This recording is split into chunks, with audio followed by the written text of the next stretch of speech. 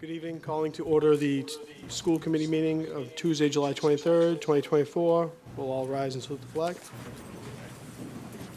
Pledge allegiance to the flag of the United States of America and to the republic for which it stands, one nation, under God, indivisible, with liberty and justice for all.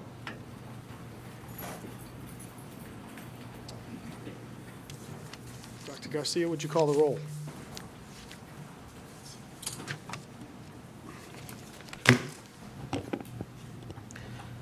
Mr. Stacy Bronson Rizzo. Here. Mr. Anthony Caggiano. Here. Mr. John Kingston. Here. Mrs. Aisha Melbury Ellis. Present. Ms. Jacqueline Monterosso. Present. Mr. Frederick Sanala. Present. Mayor Patrick Keefe. Here. We have a quorum. So the first item, I know that there was a few that wish to have some points of personal privilege, and I would like to, Stacy Rizzo's on the Zoom and I'd like to offer her first to speak. And then John. Thank you, Mayor. Unfortunately, we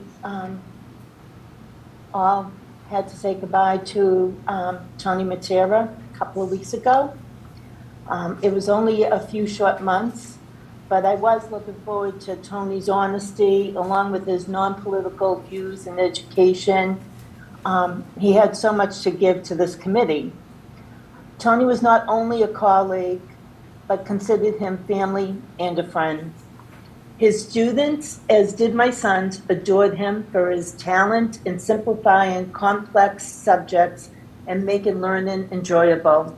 His unconventional teaching methods, such as lessons with drop in the egg contest from the roof of Lincoln School, microorganisms, and mock stock market investments, showed how innovative he could be when educating our students. He believed that incorporating fun into learning enhanced comprehension and retention among students. Tony's absence is deeply felt and missed, and his family, friends, students, and colleagues will mourn his passing.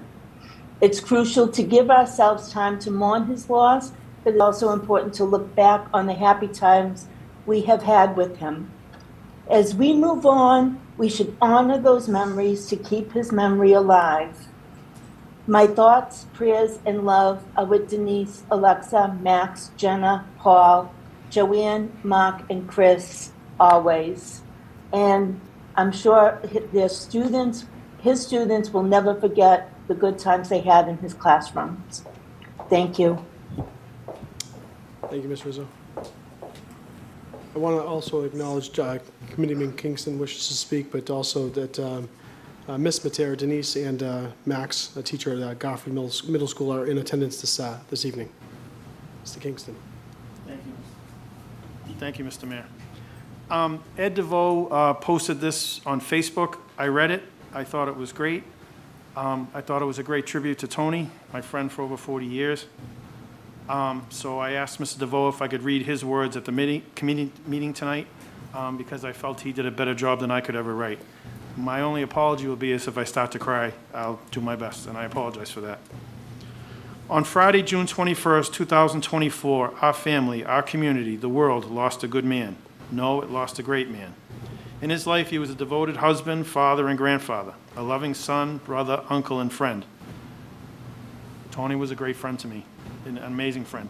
He never said no. I made all kinds of requests for him in his business, and I never said no and always said, we'll make it work, John. He was a man who loved his family, loved his community, and loved his life. He took great joy in entertaining at barbecues with his family and friends, enjoyed watching his favorite Boston sports teams.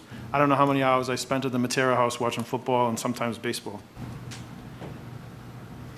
His favorite rock band was the Band, and he loved their farewell concert movie, The Last Waltz. He loved spending the 4th of July week with family in Ogunquit, even though he would wake up early every morning to drive back to Revere to check on the house and other things, and then get back to Ogunquit for breakfast before heading to the beach with a couple of beers and a book. He was loved by all his students for his ability to make complex subjects simple and fun to learn.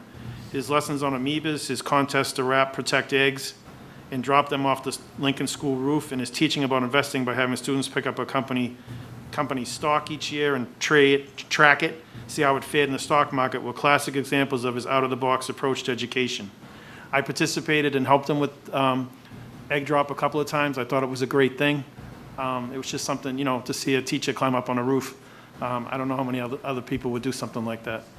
It was always something special, and even after my kids graduated, I'd ask him, Tony, when you're doing egg drop, I'm going to come up and watch. In an ironic way, his illness and his passing serve as a final lesson in a way only Tony could teach it. Tony was not only overly mindful of his health, was not very overly mindful of his health. I used to talk to him about it all the time, and he's like, John, shut up. He would use another word. I can't use it on television. Tony was not a man you would have thought contract the illness that beset him. After he was diagnosed with his illness a couple of years ago, he continued to live his life as best he could while undergoing medical treatments. Through it all, he gave all he could to the best he could. In the end, the time he was granted to be with was shortened and came even faster with the prognosis. The lesson, one we have heard often, one that bears repeating, and more importantly, one lived by and left to us by Tony. Live your life at best you can, be the best you can, and enjoy it to the fullest because you never know when or how it will end.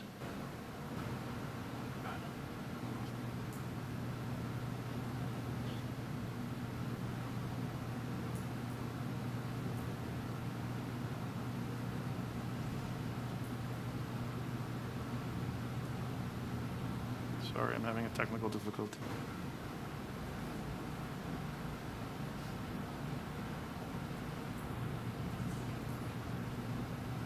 In the end, he was granted to be with us for shortened and even came faster with the prognosis.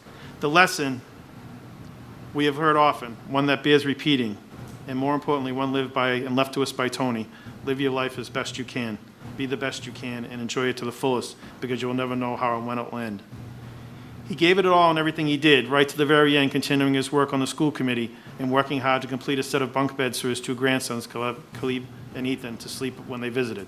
The beds will be ready for them when he comes for their last visits to say goodbye. Many people seek notoriety to establish a legacy in which they can be remembered. Others go through life as Tony did, doing the best that he could in everything he did to bring about good in everything and everyone he met and taught. In some ways, Tony achieved a sort of notoriety in winning a seat on the school committee in the last election. He called me and said, John, I'm running for school committee. And I said, you're kidding. And he said, no. He said, I want to work with you and work with the other members. And it was something that he was excited about. And I wished him well, and I was happy he made it. And I was more thrilled that he sat right beside me so we could talk.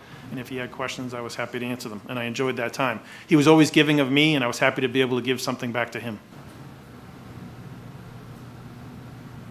But he did it quietly and humbly with little fanfare, allowing those who know him and trusted him to favor him with the opportunity to, once again, give his all as a school committee representative. Despite his illness, right up to the very end, he once again quietly and humbly continued to do his best to contribute, to provide quality education in his hometown, the city of Revere. There was no greater legacy than that. We'll all miss Tony and grieve his loss. That is natural when you lose someone you love. Let us take time to grieve his loss, but let us also take time to joyously remember all we loved about him. And then he let us go forward celebrating those memories so that he continues to live. Thank you for the courtesy, Mr. Mayor. And also, I'd like to thank the mayor. I had reached out to the mayor to help the family with a matter, and the mayor jumped right on it and took care of it. And I'm thankful to say the city council voted on it last night. So I appreciate your effort. I appreciate the efforts of the mayor. Thank you. Thank you, Mr. Kingston. Any other committee members wish to speak? Ms. Milbury Ellis. Sure. My time with Tony was short-lived. I only got to engage with him on the few times that he was able to come to the meetings, and sadly, I feel as though I got to know him through all of the pictures at his service. And there's no doubt that he was somebody who knew how to live and enjoy life, and I am going to miss the work that I feel we could have done on this committee. I appreciated when he did speak. He reminded me that there is still common sense that could do some use, and I'm sorry for your loss. I think it's been a loss for the community as well. But I'm truly sorry for your loss. Mr. Caggiano? I never had the privilege of knowing Tony before this school committee, and I really enjoyed the time. You know, we spoke a lot, and he had no filter, but he was all about the kids. And it's you know, I'm sorry for your loss, and it's a loss to this community. Thank you. Mr. Sinella? Thank you, Mr. Mayor. I had the privilege of knowing Anthony as a young man. We both taught at different times, naturally, at the Lincoln School. I continued in education as he did, ending up with the assistant principalship of the Wayland School. But I even knew Dr. Matera at Revere High School, and all of his people, Silvio Cella, and all the people at that time. To have a Revere educator educating Revere children, in my opinion, was a bonus. And he really, truly enjoyed what he did. He made education fun. And no one says it has to be tedious. So my condolences on his loss, and I hopefully will continue in his behalf. Thank you. Thank you, Mr. Sinella. And if I can wrap, I'm not sure if you wanted to speak, Ms. Kelly, but I didn't have a chance to know Mr. Matera very well, but just a quick conversation on the night when Mr. Matera was sworn in. He did let us know about his illness and the battle that he was going through and that he had already been through. And he said, very respectfully, he said, you know, I have reasons that I wanted to join this committee and to help and support, but if I'm not unable to fulfill my obligations, I will do the right thing and step back. He never had that opportunity to do that because he did work until the very end, which was very admirable. And I can just say that knowing his children, he reminds me very much of my father. So I know that he has wonderful children and a wonderful wife and family. But his respect that he always paid towards myself, and I didn't ask for that because I always feel that you should respect your elders more than you're looking for respect. But just the way he spoke to me was, you know, it was very honorable. We sat here together, calling me Mr. Mayor, and I really didn't expect that. You know, everyone that knows me tends to know that I'm okay with you calling me Pat or Patrick. But he's a very respectful and extremely hardworking man that worked literally up until the very end, even messaging me when he couldn't make it to a meeting or was unable to be present. But I'm sure that you know what we're talking about here. He's a very good person. You should be proud of your father. You should be proud of your husband and what he served to and what he's done for our community. So we thank you for offering to us up until the very end. Thank you. And I'd like to offer a moment of silence for Mr. Matera and the family. Oh, Ms. Kelly? Sorry, just briefly. I think I've expressed my condolences already to the family, and I just want to emphasize again, as I have with this committee, how influential the Matera family has been across the Revere Public Schools. And when I saw Mark at the services, he said, "You forgot about my father." And I said, "I didn't forget about your father. I wanted Tony to be the center of that discussion." But as Mr. Sinella pointed out, Tony's father had been an assistant superintendent here in the district and held many other roles in education prior to that. And then we have Tony and Mark, who's retired, and Chris, who's still with us at the Susan B. Anthony. But we also have the next generation of Materas. And Max, I know how very, very, very proud your father is that you followed in those footsteps. And he's aware, having taught with you at the Garfield Middle School for some time, about how you have adopted his belief of teaching kids in these ways that are unique and different and really engage them in the learning and make it fun to be in school. So I always think of that every time I look at you. I'm going to look at you and I'm going to think of how proud your dad is at what you're doing in the classroom and the lives that you're continuing to change. Third generation of the Matera family impacting kids in Revere.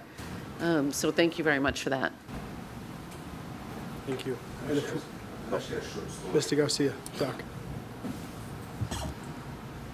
I don't know Tony very much, but there is a story I'd like to share. On the day that I went to the wake, I was carrying a picture of him in my hands. There was a man right behind me who asked me for that picture. And I said, there are more pictures out there, but I'll be glad to give it to you. I gave it to that man. So I turned around, he was sobbing, crying, and I said, is it your brother, your acquaintance, or somebody that's very close to you? Then he turned around, basically said the following words: it's because of this man that I'm alive today. He was able to change me so much. What I regret the most is the fact that I never asked the man for his name. And he wanted to speak with the mayor that was in front of me. There was another man, there was another person in front of me. So, but it touched me profoundly because those comments are important, coming from somebody that left the city for probably 15 years, he told me. He lives in a different city here in Massachusetts, but he came all the way just to see his friends, somebody that made a difference in his life. So it touched me profoundly. Thank you.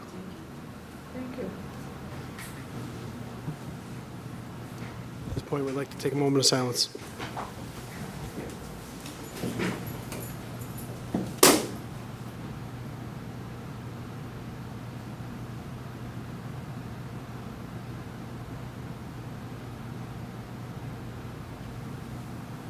Thank you.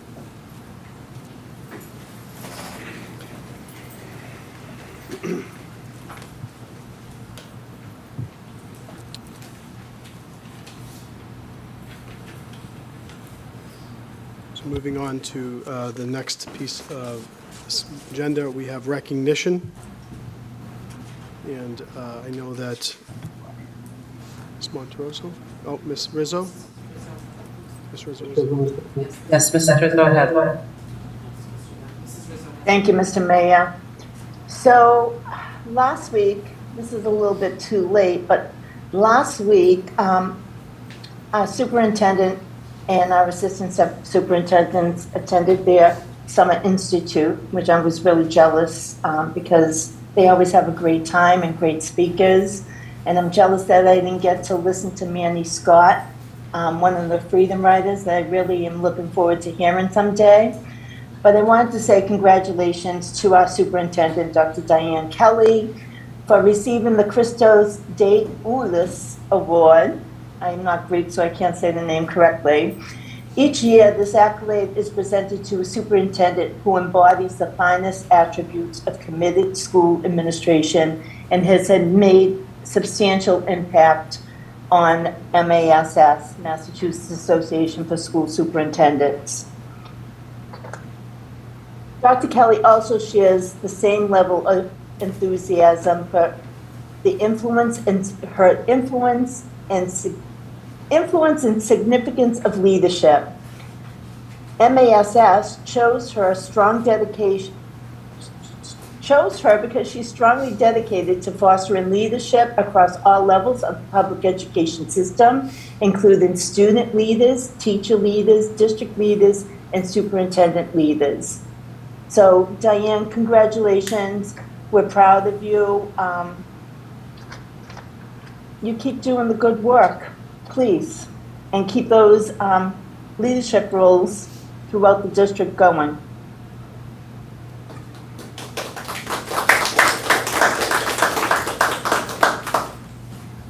Thank you.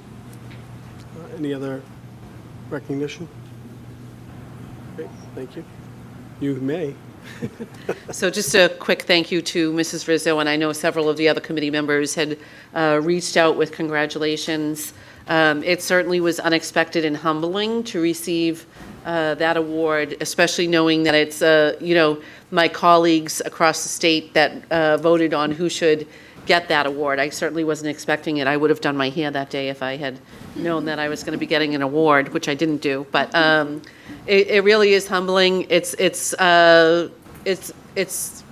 fills my cup, as the elementary school kids would say.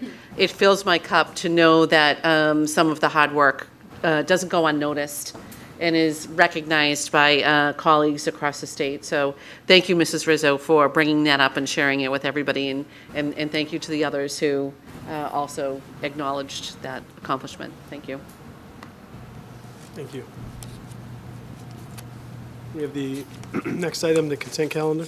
Yes, Mr. Mayor, a motion to approve the consent calendar. Second. Second? Roll call, please. Is there any discussion Nope. Any or discussion? questions? Okay. Mr. Stacy Bronson Rizzo,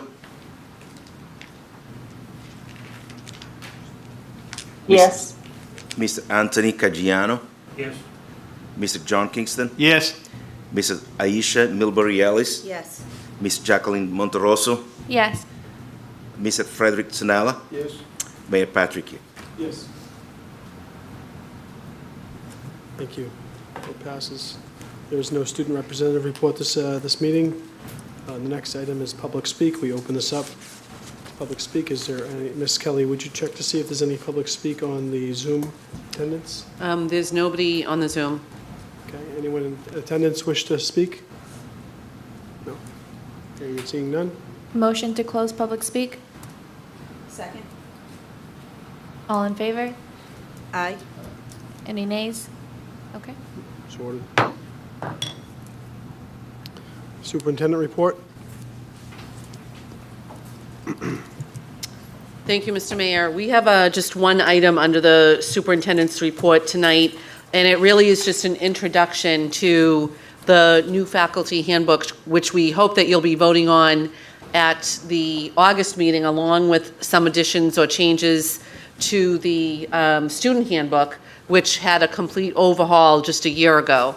And I know that the team that worked on this has spent a ton of time.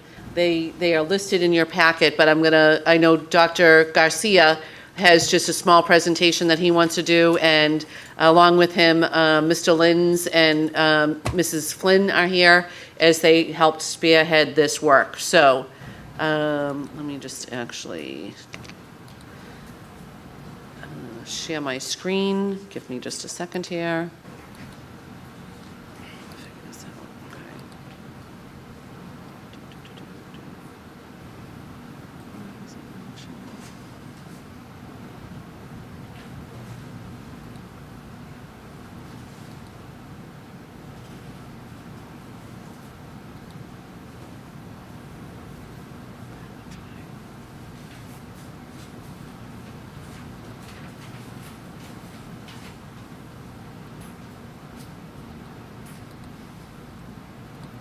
These machines, they never want to behave. Okay.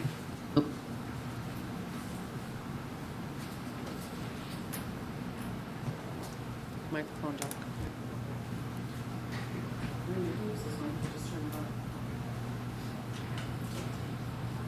Good evening. I'd like to start this small presentation. It's a very short presentation on the one of the critical piece of our lives. That we put together. But first, I'd like to thank Dr. Kelly for entrusting me and members of our committee to put that presentation to develop something that really was a complete overhaul of the previous faculty handbook. So we started this work back, I think, in November, and the work was completed very recently. Certainly, it took a lot of hours, a lot of work on the part of my team to really, get this project completed. So the purpose of the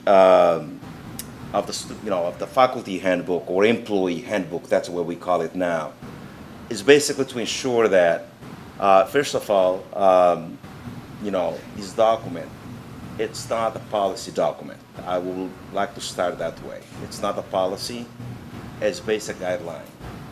In other words, what I'm trying to say by that is that a living document, it's a guide that will guide our lives, administrators, staff, teachers, everybody. So that's the first thing. The goal that we had is basically to ensure that we have a document that is personalized, but also inclusive.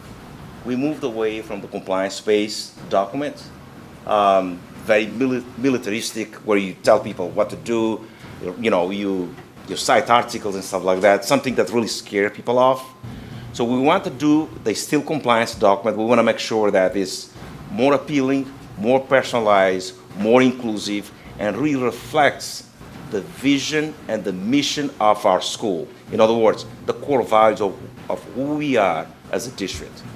Certainly, Revere has invested a lot in areas of equity and restorative practices, and that's exactly the philosophical principles that guide the development of this book, of this handbook. So we want it to be a reference to the policies, procedures, but not a heavy document that really will scare people off. So we also wanted this document to be, it was based on the 5 R's. The 5 R's that are principles of RJ practices. 1, relationships. That's actually one of us, one of our principles. Respect, responsibility, repair, and integration. Those are the 5 tenets of RJ practices. Next slide. Yeah. So in terms of organization, this is the organization, and there's a lot of new things there. For example, over the last 2 or 3 years, we have a new office of the human resources. So as you can see, we have the employee benefits, we have the payroll, it's all spelled out. And if you go to the language, you can clearly see that the language is a little bit more appealing to our faculty members as well. So these are all the elements that are part of the book. You can go through it. I'm not going to go through it. So this is the organization of the book. You have the employment guidelines, and the employment guidelines have the technology, the payroll. So these are all the elements that encompass this handbook. Yeah. Next. So I would be remiss not to mention the names of the people who really brought a very strong contribution to this book, to this handbook. Obviously, I let this work. I don't take credit. I give the credit to the committee. They are the ones who really, day in, day out, they really focus on all the elements. We conduct a lot of research. We see what's going on around our cities, our neighbors. And certainly we did a lot of research to inform this handbook. And those are the names. I'll start with Richard, the Assistant Superintendent of Pupil and Personnel. We have Lori, the Director of Human Resources. Jamie Flynn, made a strong contribution also to this book, especially with the tech aspect. Linda Barber is the RJ Practices for our district. She was a great addition, also brought a lot of knowledge and insight into the conversation. Roxanne, she's the union, the RTA Vice President. We have Jill, also Director of Comprehensive Health and Wellness. She also worked with us very well. John, I cannot thank you enough for bringing a good formatting and with the visuals, with the language to reviewing this book. And Caitlin, also, she's the deputy principal at the high school. She has a lot of things on her plate, but she really made time to come to those meetings as well. And we have Kelly Williams, also the Director of Fine Arts, also who contributed to this. In addition, when this book was put together, we wanted to make sure that it reflects the views and perspectives of all our administrators. We got all of the meeting. We brought the faculty handbook to the meeting. We asked the principals to give us the feedback. It was what we call in research, we call it the peer review or member check to make sure that we have all the things together. We did not want to leave anyone aside. Central Office, Daniel Mokab also brought some ideas into the handbook. So it's a community that put this together. Then we have all these meetings. Keep in mind these are formal meetings, but not counting the countless hours outside the school hours that we all did.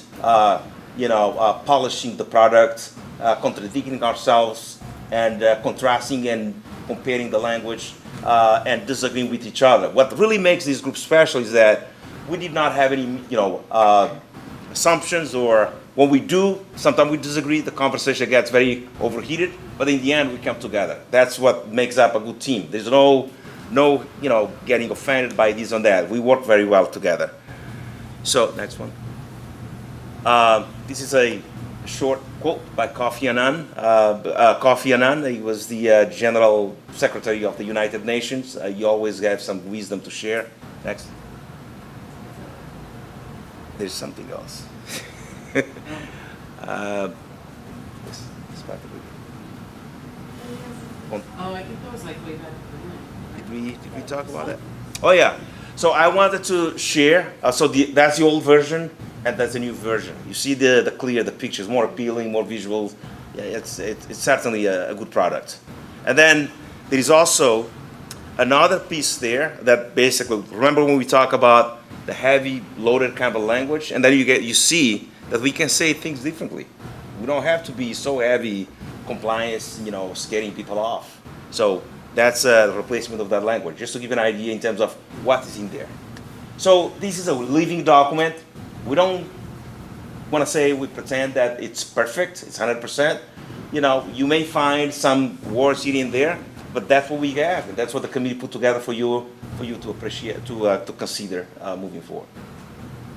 I don't know if the elements of the... Actually, if I can just add one more thing. So you all received the link to the electronic document, which is very dense and has a lot of links embedded in it. What we were hoping is that you could take some time over the next month to look through that, click on the link, see what you think, give us any feedback in between now and then. Yep. And we would hope to have a finalized document for your vote at the August meeting.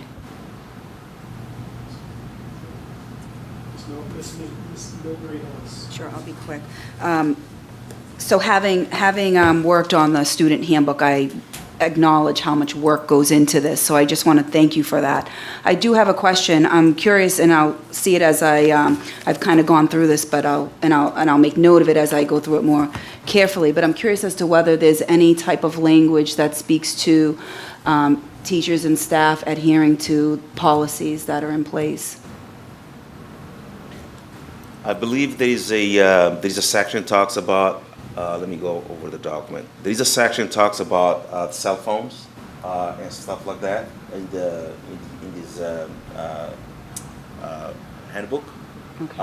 Obviously, there's also reference to the school committee policy. Okay. So, Great. Thank you. Thank you so Yeah. much. Thank you for all your work on this. of course, yeah. Ms. Monterosso? Yeah, I just want to thank the team that came up with this, going above and beyond your job description, and truly revising something through an equity lens can be very difficult, and to bring together multiple perspectives for the best interest of our teachers is not an easy task. So thank you all, and I look forward to reviewing it. And then are you asking for feedback through, is it a Google Doc or is it a PDF? Just if people want to email any Okay. feedback to Lorenzo, we can take it from there. Great, thank And, you all. Thank you. Actually, one other thing I want to highlight, we used to have two separate handbooks. We had a faculty handbook and a staff handbook, and there was a lot of redundancy between the two of them, and there were actually a lot of things that should have been the same that weren't aligned, and issues like that. And so we went with one book to apply to all staff members, because we also want to emphasize the fact that every employee is equally important to the well-being of the children and the function of the school department. So we did away with the two separate handbooks, and now we have the one that, as Dr. Garcia mentioned, we're now referring to as our employee handbook instead of a staff and a faculty. One more question. One more question. Are you going to have legal counsel review this, especially for like the Title IX? This is all being reviewed and vetted by an attorney. Perfect. Thank you. Thank you. Any other questions? Great. And that's it from the superintendent's report. Okay, thank you.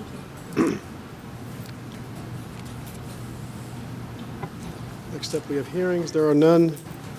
Reports of the subcommittee, so we have the Personnel Subcommittee update. I believe that's Ms. Monterosso. Yes, so this update is it's not really an update because it's our full recap during the live meeting of the superintendent's formative evaluation. So I'm just gonna give a little bit of an overview. We're gonna dive into the evaluation, give the superintendent her feedback, and then we will have this posted on the website for the public to see. And so I will be speaking a bit, but I'll pass the mic for sure to my other committee members and make space after I'm done with this. But I first do want to start by thanking the committee. I'm on the wrong notes, one second. Thanking the committee for all the work. So this, for all you watching, this is the first time we went through a formative evaluation. So usually every year we do a summative evaluation that comes with ratings and different categories, and then we vote on it as a committee. But a few years back, the former school committee passed a new procedure that requires a formative evaluation every other year. And so as a school committee, although we do a lot, we have 3 actual legal responsibilities. One is the budget, second is policies, and third is evaluating the superintendent every year. And our students are only as good as our superintendent, and our superintendent's only as good as a school committee that does their job, their legal responsibilities, and just really holds you accountable. So it was something new for all of us as we created this new process. So I do want to thank my fellow committee members for working with me through that, especially the personnel subcommittee for really engaging in planning meetings as we reviewed everyone's data and evaluation. And so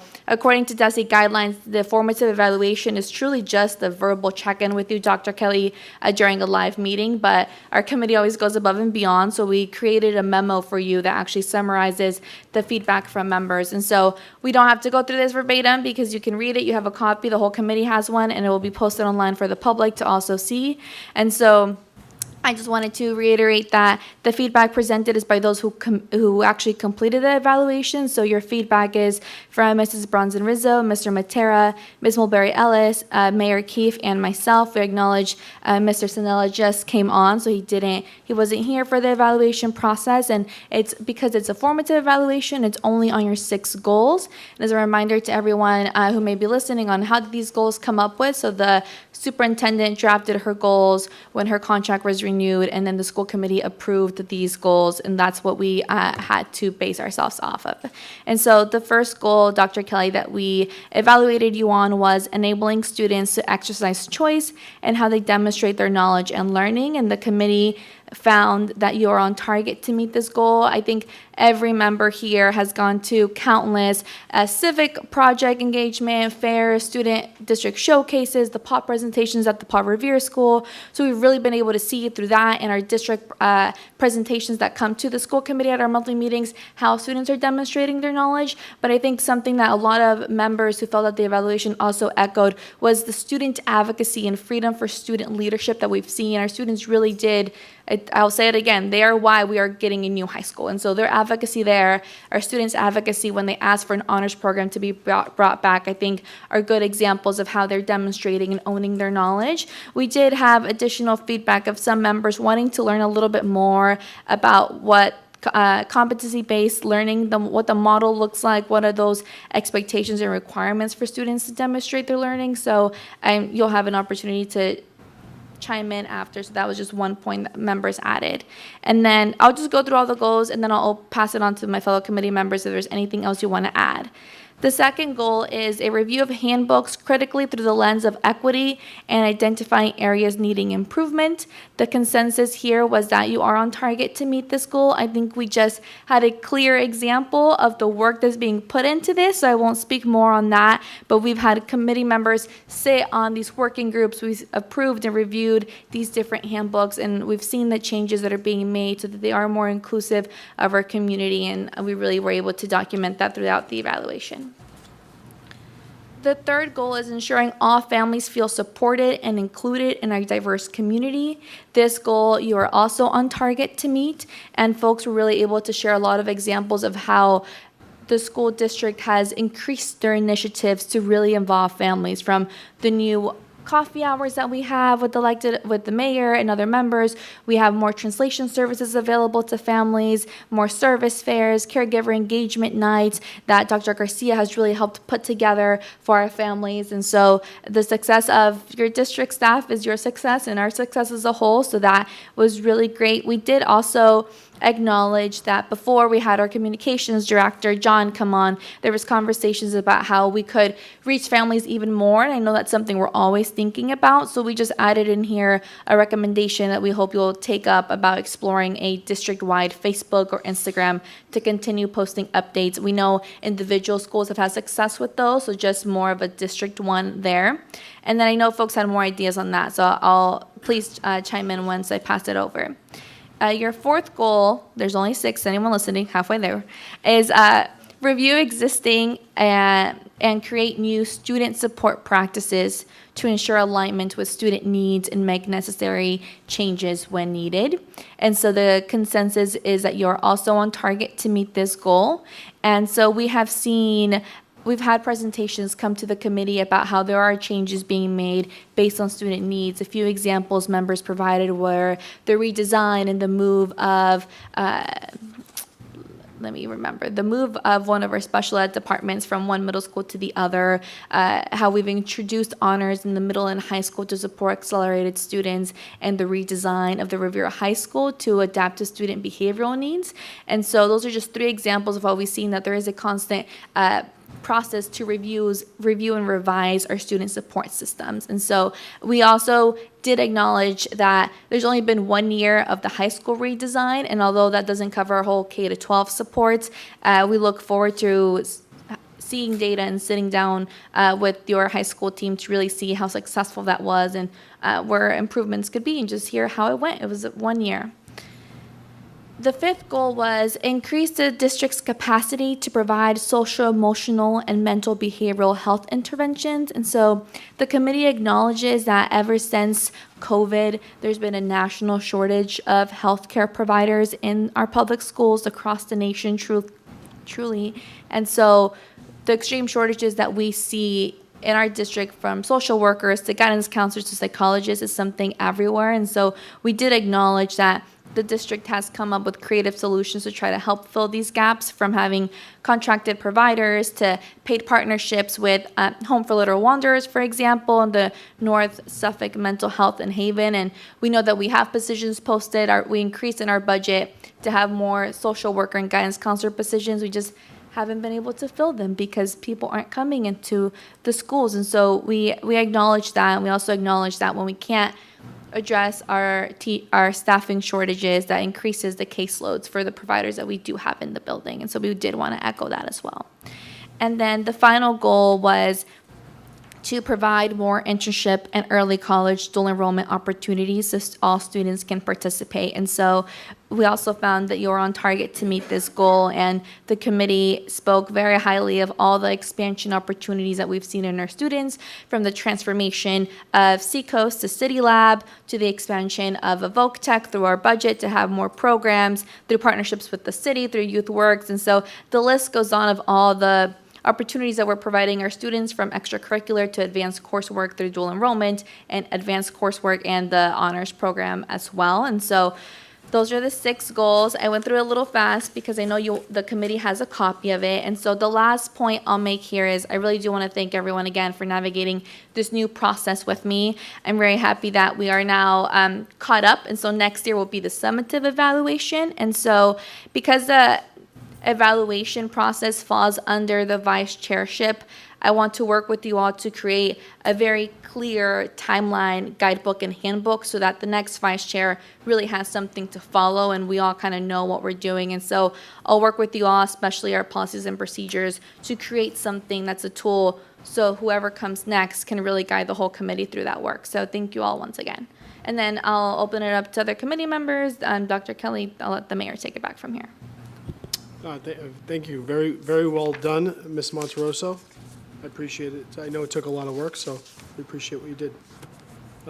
Any committee members wish to speak? Mr. Caggiano. First, I didn't give you any feedback. I've been reviewing this, the notes, everything that Dr. Kelly provided to me, to this committee. First, she has met her proficiency, and I want to congratulate you on your award also. But to be honest with you, I've been torn with this evaluation, is with the goals, as well as it hasn't been done in a timely manner. I just feel it has to go back. I mean, I look back as maybe 2020, 2021. I think the school committee's ideology changed, and we're not as focused, I feel, on academics as we should. As well, like, for example, our math proficiency, science, MCAS, even the dropout rates increased. And that's been a concern of mine. And I feel we don't address that in the evaluation. Now, we touched on the vocational school. Currently, like 60% of the students from the 8th and 9th grade applied to the VOC. And when they couldn't make it in, and when they got the email, I got the calls. And each year it gets more and more and more. And it's not just about vocational education. It's about quality of academics here as well as discipline. And I think part of it seems like it's been going up like about 10% a year. When I started, it was like around 200. Now it's about 360. So it's been increasing. And I think if we focus more on the academics, I think we can decrease possibly the enrollment into the vocational school. So that would allow more members, more students to get into the school, as well as the additional seats that will be coming up in the near future. And with my ending, I just feel this committee's goal should to prepare our students for the next chapter of their lives. It involves higher education, starting a business, entering a trade. Preparation requires a strong curriculum, innovative programs, consistent support systems. The primary focus should remain on delivering high-quality education that equips students with the necessary skills and knowledge to succeed in a diverse world. Thank you. Ms. Milbury-Ellis. Sure, I'm just, for the record, this is my small annotation. I recognize that these goals have already been in place for several years. And the goals that have been established for the district and the 5-year plan, and including Dr. Kelly's goals, have been inherited and can be adjusted at some point. While I do feel that the goals that are here are important, I would just like to note for the record that I think it's equally important that the goals include the foundational areas involving education, namely a demonstration of improved academics, attendance, MCAS scores, high school completion rates, college trade attendance rates, increasing reading rates, and a measure for reducing chronic absenteeism. So I guess that's just a tickler to put as to what I'd like to see moving forward, and as a priority. And I think there is a correlation between the lack of these issues in our goals now with the issues that we're facing. That's my bit. But I do praise you on clearly meeting and excelling in all of these areas of expectation with respect to the goals established. Thank you. Okay. Ms. Kelly, did you wish to? Sure. I'm a little bit taken aback because I thought my evaluation was focused on the goals, and I can appreciate the fact that the current school committee inherited goals that predated them. I just want to clarify where those goals came from. They didn't come from me with approval of the school committee. It came from a community meeting, and it was the people of Revere, over 120 of them, who attended those meetings and set the vision for the 5-year plan. It was parents, students, and teachers. They're the ones who established what the goals should be. And each year in that 5-year process, which is going to end next June, we as a district have identified areas that we thought we could target to accomplish the goals set by the people of Revere, the students, the parents, and the teachers.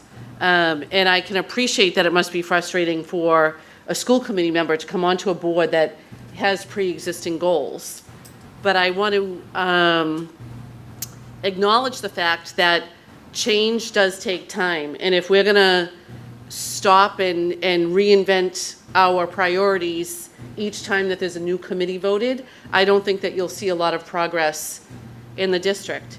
And I agree with you that there needs to be a stronger focus on academics and that that's a direction that we need to move in. But I also want to acknowledge the actual data that I have shared with the committee around the percentages of kids and the numbers of kids who are engaged in advanced coursework, especially across different demographics when we're talking about equity and inclusion. And we've made huge gains in those areas. And I think that that is equally important evidence as to what's happening beyond the 6 goals, that were articulated here. So I just don't want to lose sight of that. I feel like when the educators and the families and the students came together to write those goals, it was really pre-COVID, because we had done the work of writing the goals in 2019 leading into in preparation for the 2021 school year, which was the first year that the new goal set was in place. And a lot has certainly been upended by COVID, this among it, but the academic side of it too. And I'm excited I said to Danielle today, and one of the things I'm going to want to talk to the committee about when Matt gives us a final tally of where we are with the numbers, I anticipate that we're going to have a little bit of carry forward money that we haven't allocated yet that we'll be able to say, what do we want to do with these funds? And one thing I want to do is hire a consultant again who can come in and repeat that process and have the meetings with the school committee and the parents and the students and the teachers and identify the new set of goals that's going to guide the practices for the district for the next 5 years. So I want to thank the members who did take the time to give me feedback on the goals and where they saw progress specifically on these goals. And I agree, like, learning more about what's required in competency-based learning is definitely important, and we'll try to make that a focus of what we do in our presentations for this upcoming school year. The Facebook, Instagram piece is big. I wish I was more of a technology person. I am not. I'm psyched to have John on board because I think he'll be able to take care of that. I understand there's ways now that if you post in one, it goes to all of them. You're really stepping up. I'm not, he's gonna. But that I do think will be helpful, because I know that different people like different platforms and are drawn to different technology platforms for their work. On the 4th goal, the jury is still out on the redesign at the high school. I think it's actually gonna take us a whole nother year to fully get that nailed down and functional, and we'll have a good data set then to look at what impact is it having on the chronic absenteeism, on the tardiness, on all of those pieces that you talked about, Aisha, and make sure that it's really working, and then if it's not, tweak it or change it. Let me see what else I highlighted here. The large caseloads on guidance counselors and social workers, I actually feel like we've made huge progress. We're not down social workers or guidance counselors, it's the school psychologists that we're really struggling to hire. And we have, as you know, the school committee voted to increase those positions by 5 in previous budgets, which is hugely helpful. And as you all wrote in here, the problem is finding the people to fill them. We have hired 2 school psychologists in the last few weeks, so that's helpful. It's not the 5 that we need, plus the 1 that left, which means we really need 6. But, we're still pushing in that direction, and we'll continue to contract with outside service providers when we can't find people to sit in those positions. Yeah, and I think that's about it. I think it's high time, it's the right time for us to engage in a process again where we look back, look through, and evaluate where we are and where we need to go, and then how we map out a strategy to get there. So, thank you all very much. Thank you. Thank you, Dr. Kelly. If I can also add, it's, I get amazed at first of all, I think this is very good, and I think that you put it out there, and I know that the committee was very respectful of it too, is these are the goals that were set, and you've done a very good job at them, and you're continuing to work on them, and you know that as new goals are adapted, you're gonna, we ask you to run 100 miles one way, you tend to do it, and you run 120 typically. You absolutely do, and that's one thing I really appreciate out of you. But it's something just to kind of point out, like the evolution that we talk about and how educators have had to change over the last, just the 5 years, but the last 20 years, and you've been an educator for longer than that, is, I had a conversation I mentioned with you, the head of Mass CEC, or Climate Tech, right? Which no one talked about, no one even knew what the word Climate Tech meant 10 years ago. Revere received one of the first pathway grants. Revere City Lab received one of the first state's pathway grants to teach kids climate tech pathways starting next year. One of the first schools in all of the state of Massachusetts. Climate tech is, as everyone knows, Governor Maura Healey's one of her newest initiatives, the country's biggest initiatives, pumping $600 million into the state's finances over the next few years. It's the next biotech or life science buzz. And Revere is, again, starting from the front and leading in ways that we didn't think about 5 years ago. And that wouldn't happen without innovators in our school district, but also great educators, great principals, and a great administration. So these are the types of things that, of course, everyone wants to have the top-ranked school when it comes to grades. That's not the only single measurement of our school system, and it's not all, and it can be very skewed when we're in an urban school district, and we know that. Everyone here knows that. We live it every day. We see the great successes we have, and we see the opportunities. So as long as we continue to collaborate, we're going to be in a really great place. So thank you.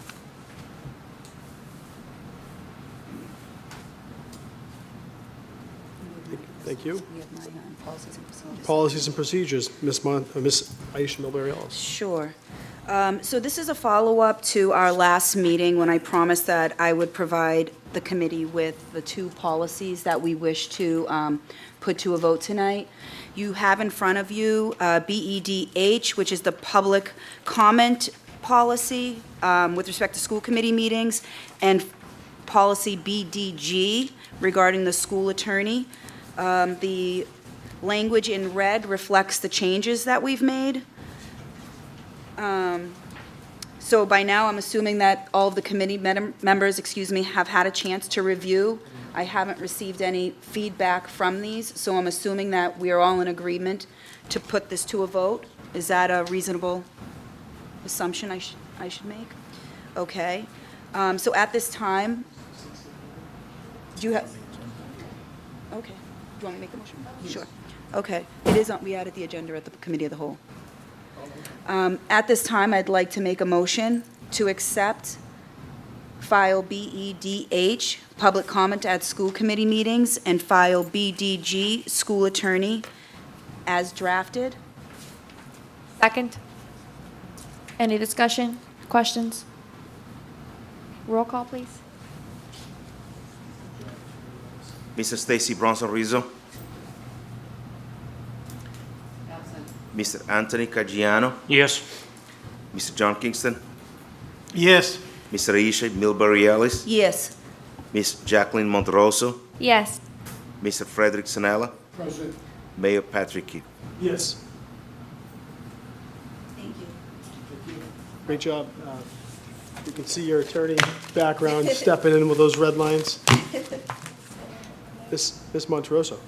Yes, and we also, I would actually like to make a motion for another document. So motion to approve the recommended language addition for the guide to Revere Public Schools for students and parent caregivers. It was long, but it was also included in here. That is my motion. Is there a second? Do we have a second? Second. Any discussion? No? Roll call, please. Mr. Stacy Rizzo. Mr. Stacy Bronson Rizzo. Absent. Ms. Anthony Caggiano. Yes. Ms. Aisha Milbury-Ellis. Yes? Ms. Jacqueline Monterosso. Yes. Ms. Frederick Sanella. Yes, yes. Mr. John Kingston. Yes. Mayor Patrick Keefe. Yes, Sorry about that. thank you. Thank you, Jackie. So we have the next item is to approve, well, congratulations, we have motions to approve the Revere Administrators Association Memorandum of Agreement. So moved. Is there a second? Second. Questions? Chairman, is this agreement that's reached? and Yes, sir. To accept or deny, or This is to accept on, this is the administrators, yes. just the administrators? Correct. Thank you. The paraprofessionals were done last month. Yep. This is the administrators. Yes. And we And- hope, we hope to keep moving. I'll forward you the copy so that you have it, That's Mr. very- Sinella. Thank you.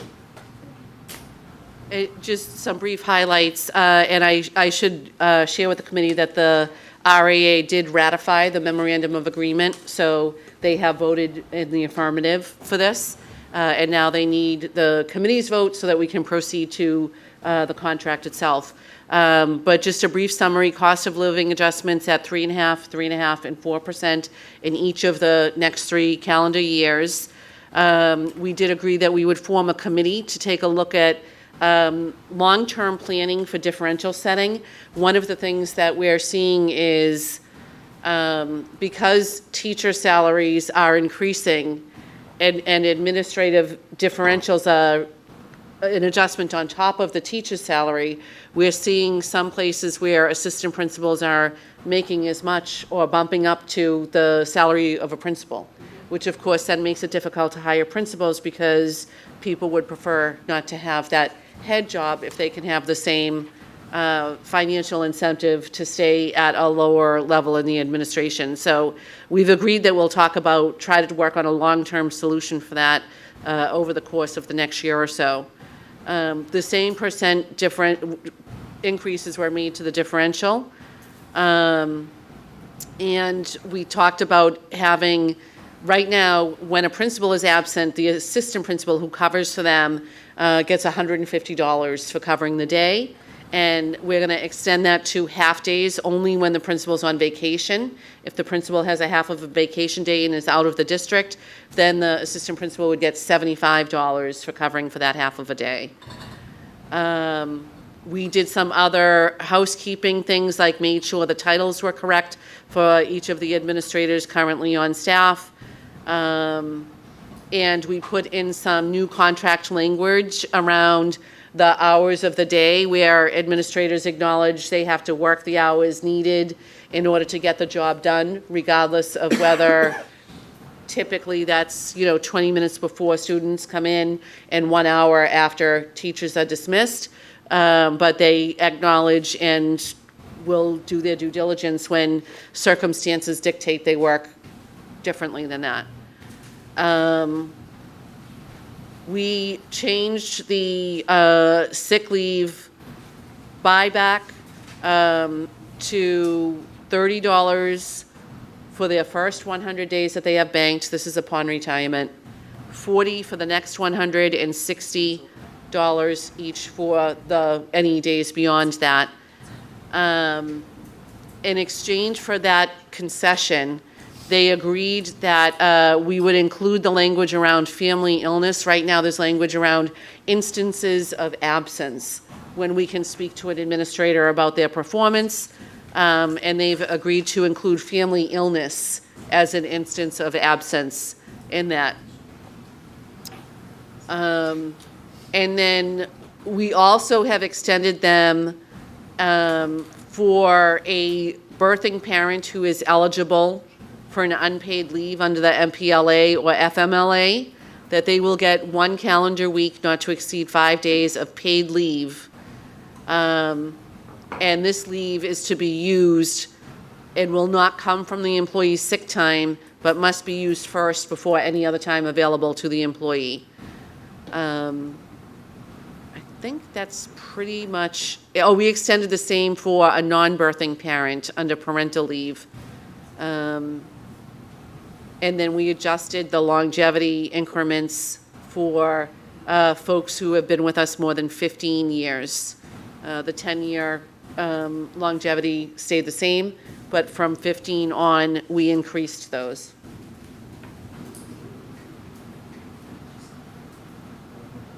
And I think that's it. Anything else, John or Aisha? No, just that negotiations went smoothly, Yeah, very pleasant. yep. And I want to thank the both of you for taking the time to participate in that. Thank you both. Mr. Chairman, Mr. Sinella? through you to the superintendent, back up a minute where you made reference that an assistant would be making more than a principal. Okay, just back that up a minute. How does that work out? And also, when you negotiate with the principal, that's not contractual. You agree so that if assistant principal is making $130,000 and you're not going to get a principal for $100,000, you have that ability to go.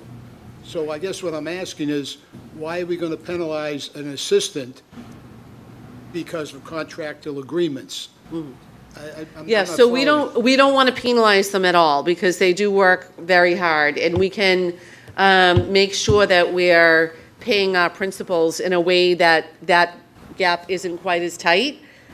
I think the point that I would like to work with the Administrators Association on is there a way that we can structure administrative salaries that are not tied to the teacher salary, which is what's causing that gap to come up? And we want school committee to be part of that, by the way. We want to have principals, assistant principals, school committee, and myself, a group really thinking about, is there a better way we can structure this? And quite frankly, it might be something, because unions rightly want to protect their membership, that doesn't kick in until the existing administrators retire off. But we can do something now, if we think about it now, that might protect the district in 10 or 15 years, so that this issue doesn't continue to happen.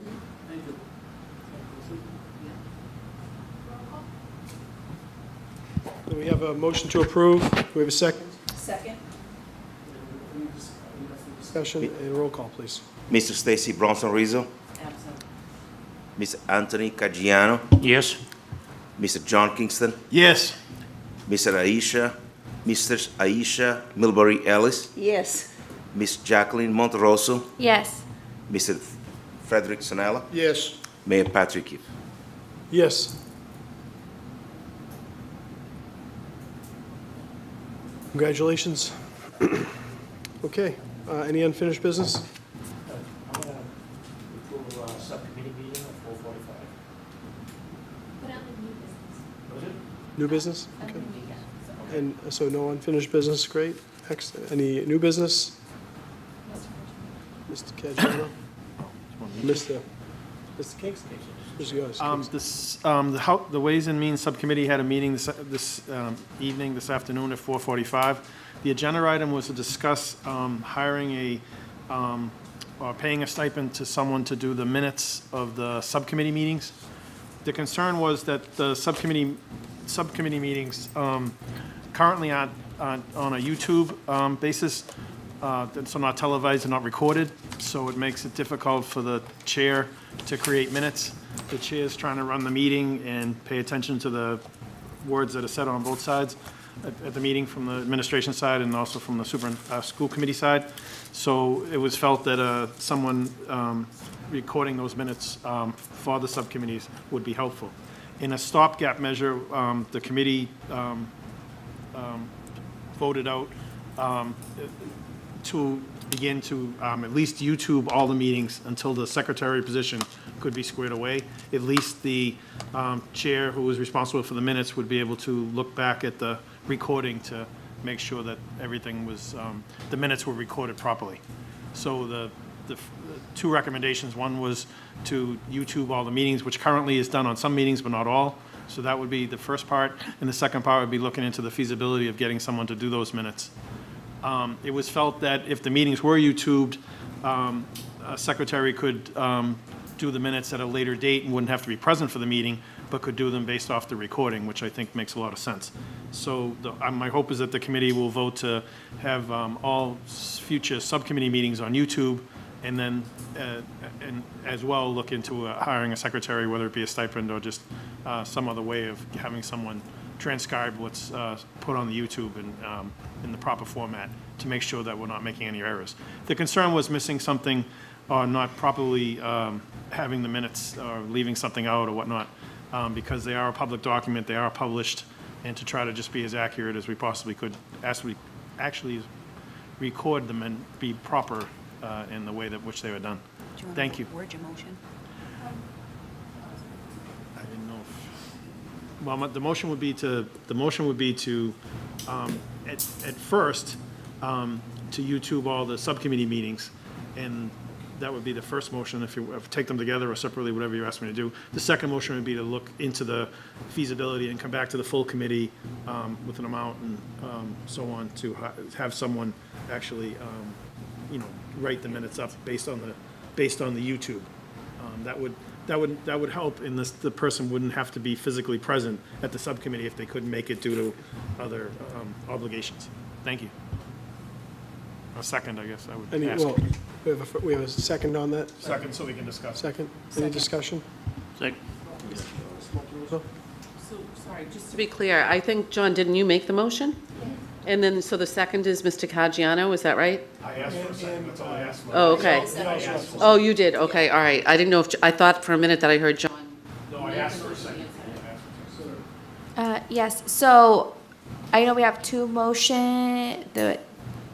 there's two motions made in one, so we're gonna assume the second was to both. So the first one, the live stream, doesn't need a motion. We can all just agree because we're already doing it. So I would recommend withdrawal of that motion, then we can all just agree to that. The second motion, well, I'll pause for that one first so we don't get confused. So Well, we're not doing it consistently.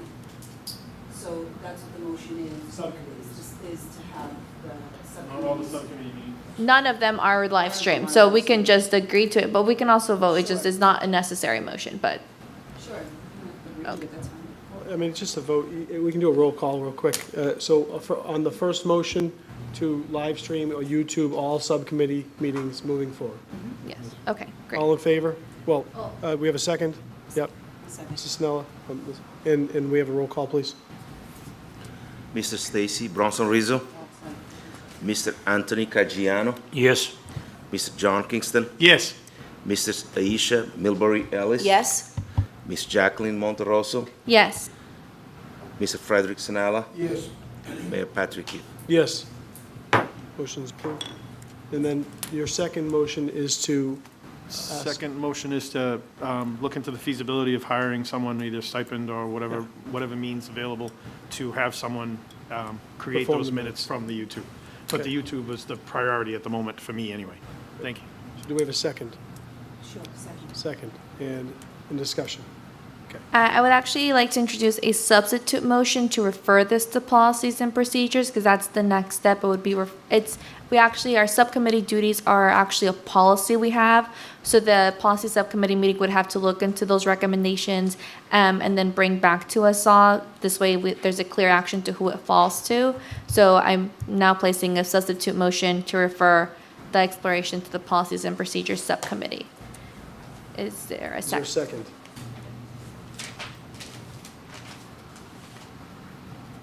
Second. Any And then- discussion? Discussion on mine, ideas that I'd like to take to the subcommittee, and then if others have ideas as well, as I like the idea of live streaming, just for the sake of transparency, we should continue to live stream. I also, when we discuss whether it's an additional stipend to a secretary we have, or trying to be the most fiscally responsible we could be and good stewards of our resources, we could also explore the idea of a school committee student intern. So leverage our student advisory council. We could give them community service hours so that they can take the minutes, so that we can, so I just want to put those recommendations to that subcommittee, and then if anyone else has others that you want to give to the subcommittee so we can continue that discussion. But I think there's some good, I appreciate the Ways and Means meeting for that first fiscal kind of check to make sure that we have it. And I look forward to exploring some good steward resources before we go into the money part of it all. I would just add that during the Ways and Means, that's exactly what was discussed. And those were some of the options that we thought to explore as well.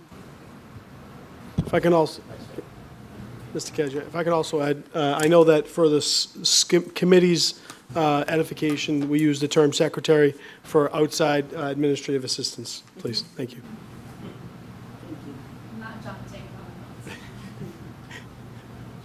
But I think that that would be a good, you know, if someone's doing extra work, they should be stipend for it.